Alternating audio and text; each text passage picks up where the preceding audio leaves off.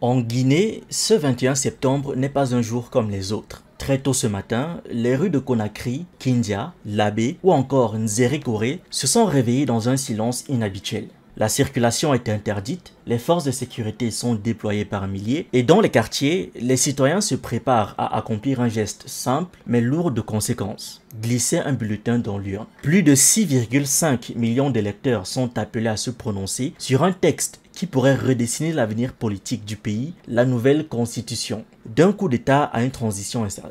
Il y a 3 ans, jour pour jour, le 21 septembre 2021, le colonel Mamadi Doumbouya prenait de force les rênes du pays, renversant le président Alpha Condé, accusé d'avoir brisé le pacte démocratique en modifiant la constitution pour s'octroyer un 3e mandat. Depuis, la Guinée vit sous une charte de transition qui interdit aux militaires de briguer le pouvoir civil. Mais voilà, le projet de nouvelle constitution change la donne. Derrière les lignes juridiques, beaucoup y voient une possibilité offerte à Mamadi Doumbouya de se présenter à la future présidentielle. L'intéressé pour l'instant entretient le flou, refusant de dire s'il compte ou pas franchir le pas. Avec ses 199 articles, la constitution proposée se présente comme un document fondateur, destiné à tourner la page de l'instabilité et à ramener la Guinée dans le concert des nations. Le texte promet, entre autres, un mandat présidentiel de 7 ans, renouvelable une seule fois, censé éviter l'usure du pouvoir, mais qui allonge tout de même la durée d'exercice. L'instauration d'une couverture santé universelle et la gratuité de l'éducation jusqu'au secondaire, une avancée sociale majeure dans un pays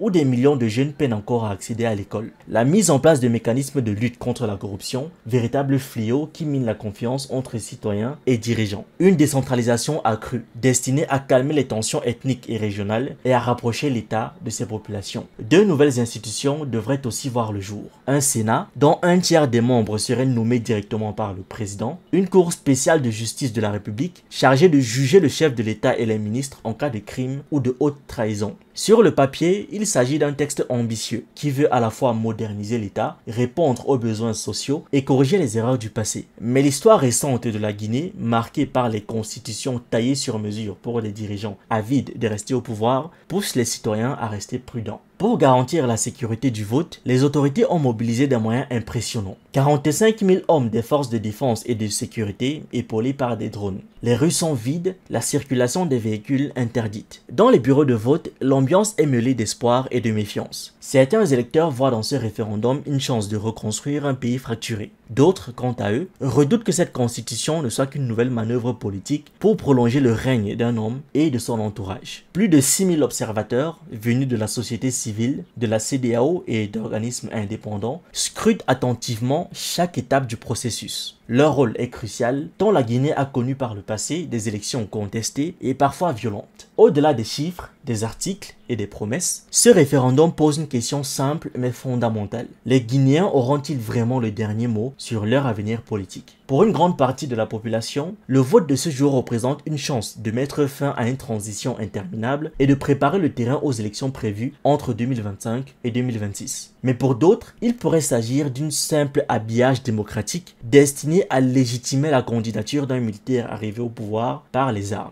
Ce qui se joue aujourd'hui à Conakry résonne bien au-delà des frontières. L'Afrique de l'Ouest traverse une période troublée, marquée par une succession de coups d'État au Mali, au Burkina Faso, au Niger, autant de pays membres de l'Alliance des États du Sahel, l'AES, qui contestent la domination des vieilles puissances et redéfinissent leur rapport au monde. La Guinée, elle, se trouve à la croisée des chemins. Choisira-t-elle de s'arrimer de nouveau aux institutions régionales et internationales en restaurant l'ordre constitutionnel ou poursuivra-t-elle une voie plus singulière au risque d'isolement et de méfiance accrue de ses partenaires? Au fond, ce référendum est bien plus qu'un simple exercice démocratique. C'est un miroir tendu à la société guinéenne. Dans les urnes se reflètent ses espoirs, ses frustrations, mais aussi sa détermination à écrire une nouvelle page de son histoire. La Constitution n'est pas qu'un amas d'articles. C'est le contrat moral entre l'État et ses citoyens. Et comme le rappelle un vieil adage africain, ce n'est pas le papier qui construit une maison, mais la main de ceux qui la bâtissent. Aujourd'hui, les Guinéens ont entre leurs mains le destin de leur maison commune et le monde entier observe. Merci d'avoir regardé cette vidéo. N'oubliez pas de liker, de partager et de donner votre avis en commentaire. Vous pouvez aussi nous suivre sur nos différentes plateformes Facebook, YouTube, TikTok et surtout sur le réseau social africain Diba World, disponible sur Android